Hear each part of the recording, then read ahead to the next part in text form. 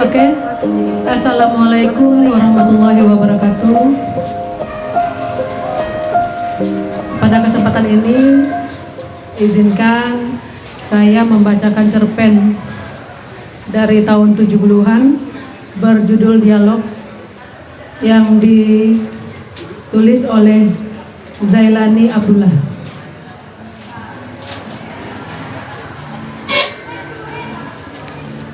Suara mesin tik berbaur dengan derasnya hujan. Sebentar-sebentar terdengar gelegar suara guntur yang terasa membelah bumi. Dan jam telah berdetak 12 kali. Namun aku masih saja mengetik menyelesaikan naskah cerpen yang kugarap tadi sore. Tiba-tiba terdengar langkah mendekati kamarku. Kutunggu, tak jua ada yang masuk, karena biasanya istriku pasti akan masuk sambil membawakan secangkir kopi untukku. Langkah itu terus berulang-ulang terdengar begitu berat, dan hidungku menangkap bau menyan yang sangat menusuk. Mataku mulai jelalatan melihat sekitar ruangan kamarku. Detak jantungku berpacu laju. Ku beranikan diri melangkah menuju pintu kamar dan keluar, masuk ke kamar istri dan anak-anakku. Terlihat mereka tidur begitu lelap. Ini mungkin ilusiku saja, kataku sambil kembali melangkah memasuki kamar kerjaku. Kembali kuturuskan lagi ketikanku. Tapi baru sekitar 5 baris, langkah itu terdengar lagi. Dan dengan keberanian ku tatap pintu kamar itu yang tak kukunci. Tapi tak ada juga seorang makhluk pun.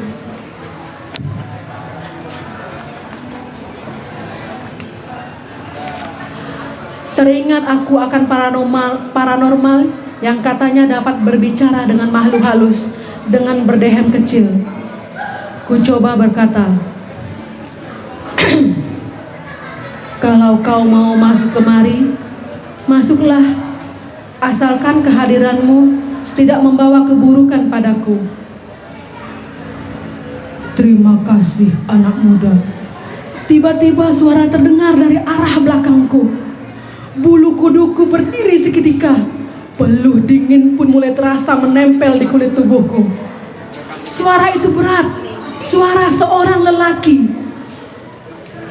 Aku tadi cuma melintas jalan ini dan semuanya sudah pada tidur. Cuma kau yang belum tertidur. Jadi aku coba mampir kemari, ingin mengetahui apa gerangan yang sedang kau kerjakan. Rupanya kau sedang mengetik, katanya lembut, sambil aku sedikit terhipnotis, terasa percaya dan tidak. Iya, aku mengetik naskah yang akan kukirim ke setiap media yang ada. Apa setiap malam kau demikian? Iya.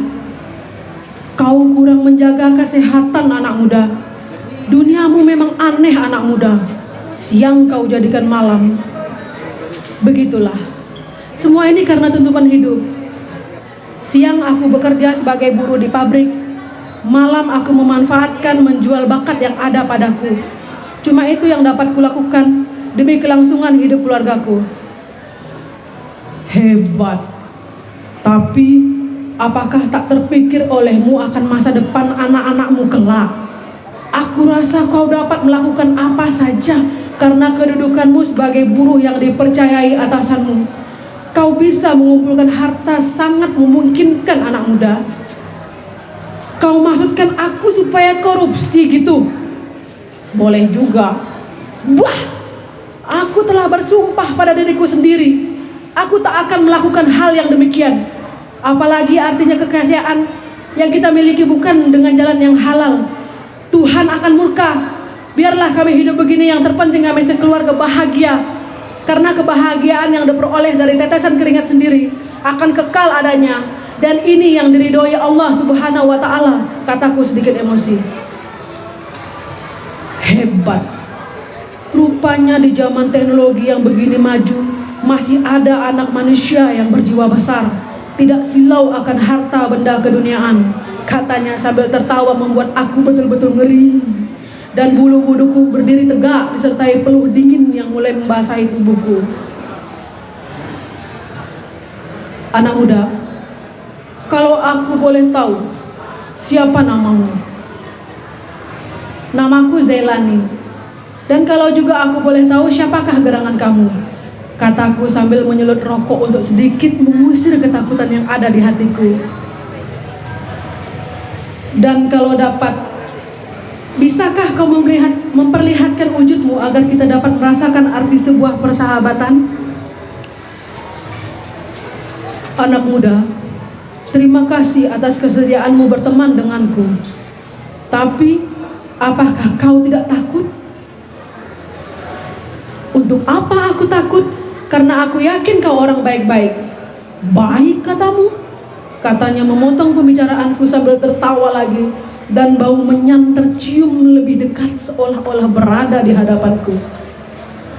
Iya, anak muda, kau telah menilai seseorang. Manusia itu makhluk yang banyak ragamnya.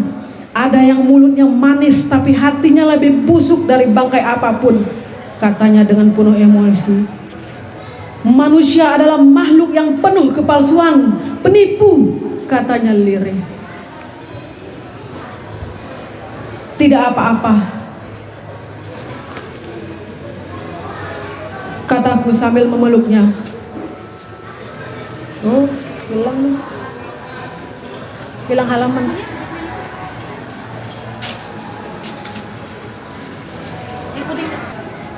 Oke.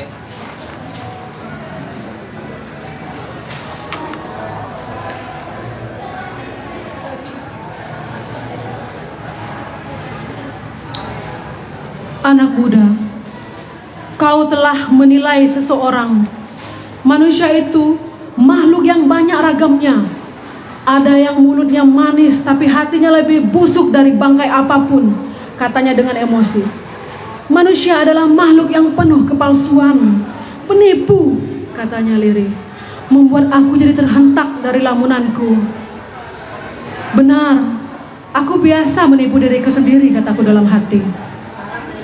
Anak muda, niatmu buat bersahabat denganku, kuterima dengan senang hati. Dan maafkan aku telah mengganggu kerjamu malam ini. Aku tidak jadi persoalan, masih ada hari esok. Terima kasih. Cuma aku pesan padamu, kalau kau kelak jadi seniman yang besar, jangan kau lupakan teman-temanmu yang masih mendagangkan tulisan-tulisan secara asongan. Jadilah seniman yang membawakan suara-suara perdamaian bagi manusia di dunia ini. Terima kasih atas petunjukmu, kataku sambil melirik jam dinding. Jam 3 subuh. Aku juga mengucapkan terima kasih padamu. Walaupun kau dibalut rasa ketakutan, tapi kau masih mau berbicara denganku, anak muda. Embun kan pupus ditimpa mentari, selaksa keikhlasan telah kusirami. Pada hianatnya, tapi tak jua luka ini mau menguncup, katanya melancunkan baris-baris puisi dan menyentakkan aku dari ketakutan. Dan ku tahu pasti dia adalah korban sebuah percintaan. Kupikir, nah, ini bisa merupakan suatu ide untuk digarap, kataku dalam hati. Cinta memang aneh. Terkadang kita ramalkan akan bahagia, tapi tahu-tahu sebaliknya, kataku lirih memancingnya. Tepat anak muda, beruntunglah kau tidak pernah mengalami kegagalan. Tidak seperti aku, katanya dengan suara serak. Tapi, bukankah sudah kukatakan cinta itu aneh adanya? Sekarang aku tidak. Tapi siapa tahu besok aku gagal, entah bagaimana aku akan mengatasinya. Aku cuma bermodalkan keimanan. Semoga Allah Subhanahu wa Ta'ala memberikan petunjuknya kepadaku. Dan semoga aku menjadi orang yang tabah dalam menghadapi cobaannya. Mudah-mudahan anak muda tidak seperti aku. Aku orang tak punya kekuatan. Aku manusia yang miskin akan segalanya. Miskin ketabahan, miskin pemikiran, juga miskin keimanannya, katanya dengan suara terputus-putus. Aku juga sama seperti kamu dulu, punya hobi di bidang seni.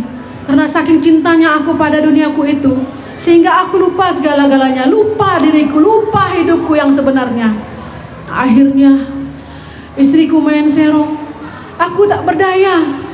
Akhirnya aku tebus dosaku dengan caraku sendiri, katanya sambil menarik nafas dalam-dalam. Sungguh tragis sekali. Memang tragis anak muda. Itulah resiko orang yang selalu mementingkan dirinya sendiri serta mementingkan hobinya. Semoga apa yang kualami ini dapat kau jadikan pelajaran, anak muda. Anak muda, sebentar lagi fajar akan menyingsing.